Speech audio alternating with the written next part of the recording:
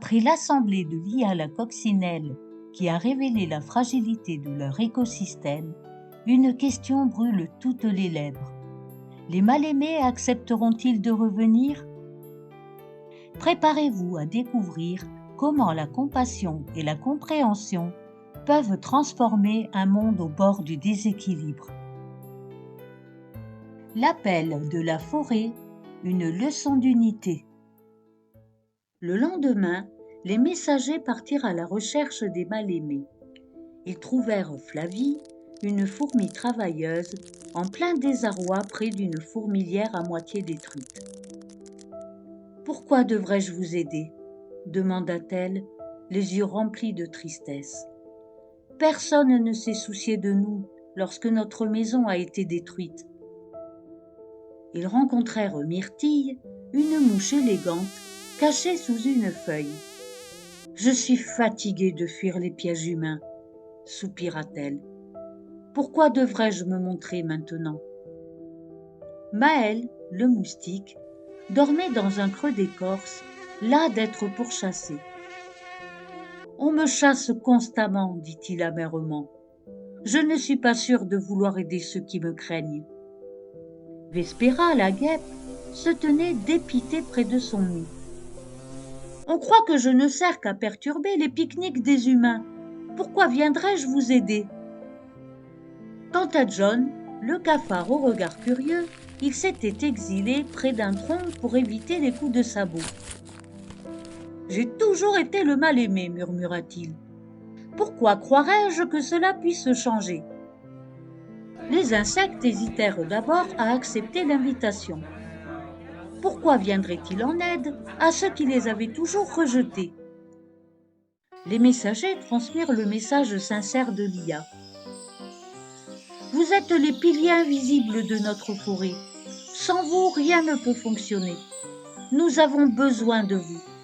S'il vous plaît, venez nous montrer ce que nous avons oublié. » Touchés par cette demande honnête, les insectes hésitèrent, puis acceptèrent finalement de se rendre à l'assemblée.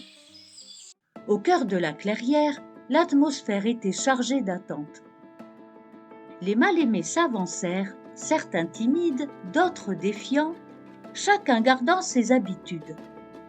Myrtille se recoiffait sans cesse, Flavie tenait précieusement une feuille morte avec des notes, Maël volait en faisant des pirouettes, Vespéra la guêpe distribuait des morceaux de fruits à tout le monde, et John avait apporté des champignons qu'il avait cultivés lui-même.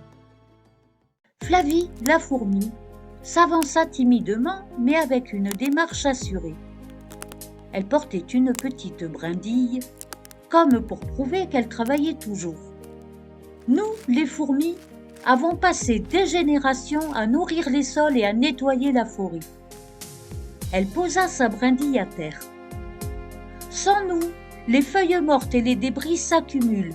Rien ne pousse correctement et bientôt, même l'herbe disparaîtra. Nous sommes les ouvrières invisibles. Mais regardez ce sol. Il n'est plus aussi riche qu'avant. Saviez-vous que nos tunnels permettent à l'eau et à l'air de circuler dans la terre ? En récoltant les graines, nous aidons aussi la forêt à se repeupler. Un murmure de surprise parcourut l'assemblée. Myrtille, la mouche, s'avança, le regard fier. « Ah, nous voilà enfin invités à un rassemblement. Il était temps. Moi, Myrtille, je vais vous dire une chose. Je suis plus propre que n'importe qui ici. » Elle agita ses ailes, un peu exaspérée. « Nous passons notre vie à nous laver. Sans cela, nous ne pourrions ni voler correctement, ni détecter la nourriture. On nous appelle les sales mouches. Vous nous chassez parce que vous trouvez ça dégoûtant. Mais qui recycle vos déchets organiques ? C'est nous, les mouches. Et savez-vous que nous transportons 84% du pollen des fleurs sauvages ? Si vous aimez les prairies fleuries, remerciez-nous. » Elle ajouta une pointe d'émotion. « Mais personne ne nous remercie jamais. Au contraire, on nous chasse sans cesse. Parfois, j'aimerais juste qu'on me voie autrement. pas comme une nuisance, mais comme une alliée. Maël le moustique, petit et frêle, s'avança et prit la parole à son tour. Je sais que vous me craignez, mais savez-vous que nous, les moustiques, sommes des pollinisateurs essentiels? Nous aidons certaines plantes à se reproduire, surtout dans les zones humides. Et en nourrissant de nombreux animaux, nous soutenons toute la chaîne alimentaire. Nos larves se nourrissent des matières organiques présentes dans l'eau, ce qui fait de nous des filtres naturels. En contribuant à la production et à la régénération de l'azote, nous aidons la faune et la flore à vivre dans des eaux saines. Vespera, la guêpe élégante, fit une révérence. Elle déposa un petit morceau de nid en papier qu'elle avait apporté. Nous sommes peut-être intimidantes, mais nous sommes aussi des artistes, déclara-t-elle fièrement. Regardez ceci, le premier carton créé bien avant les humains. Et saviez-vous qu'une seule guêpe peut protéger jusqu'à 100 feuilles par jour en mangeant les pucerons qui les abîment? C'est comme si elle était la gardienne d'un jardin entier. Elle regarda l'assemblée avec détermination. Et ce n'est pas tout. Chaque saison, nous avons un rôle différent. Au printemps, nous aidons les fleurs à s'épanouir. En été, nous protégeons les plantes des parasites. En automne, nous préparons la terre pour l'hiver. Et pendant l'hiver, certaines d'entre nous continuent à travailler sous la terre ou dans le bois mort. C'est comme une grande danse qui ne s'arrête jamais. John, le cafard, fit un pas en arrière incertain. Si je parle, est-ce que vous m'écouterez vraiment cette fois? On me fuit ou on m'écrase, mais sans moi, les sols seraient infertiles. En consommant les matières en décomposition, je recycle les nutriments essentiels à la fertilité du sol. Je suis un nettoyeur. Les restes de nourriture, les déchets, les endroits oubliés par tous, je les rends propres et habitables. Un cafard peut recycler jusqu'à 3 fois son poids en déchets chaque jour. Imaginez, si vous pesez 30 kilos, ce serait comme si vous mangiez 90 kilos de nourriture. Il baissa les yeux. Je sais que je ne suis pas beau, mais mon travail est important. À mesure que chaque insecte partageait son rôle, les murmures sceptiques se transformèrent en exclamations d'admiration. Les papillons et les abeilles s'excusèrent. Nous avons été égoïstes en ne voyant que notre rôle. Vous êtes tout aussi indispensables et nous vous devons des excuses.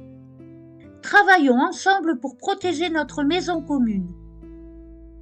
Le papillon aux ailes dorées prit une grande inspiration. Nous avons été injustes. Vous avez toute notre gratitude et notre aide pour protéger la forêt. Il s'approcha de John, les antennes basses. Je suis désolé. Nous n'avions jamais compris à quel point vous étiez important. Une abeille ajouta avec humilité. Nous pensions être les seules pollinisatrices. Mais vous contribuez autant que nous. Peut-être pourrions-nous travailler ensemble? Flavie la fourmi sourit doucement. Ensemble, nous pouvons restaurer l'équilibre de la forêt. Un écureuil s'exclama. Que pouvons-nous faire pour vous aider? Myrtille répondit avec espoir. Arrêtez de nous chasser. Apprenez à nous connaître et à nous respecter. Convaincus par les récits des mal-aimés, les membres de l'Assemblée décidèrent d'unir leurs forces pour restaurer la forêt. Mais les insectes avaient une idée pour aller encore plus loin, montrer ce qu'ils savaient faire de mieux. Merci pour ton écoute. Je te souhaite une très douce nuit et à très bientôt pour une nouvelle histoire.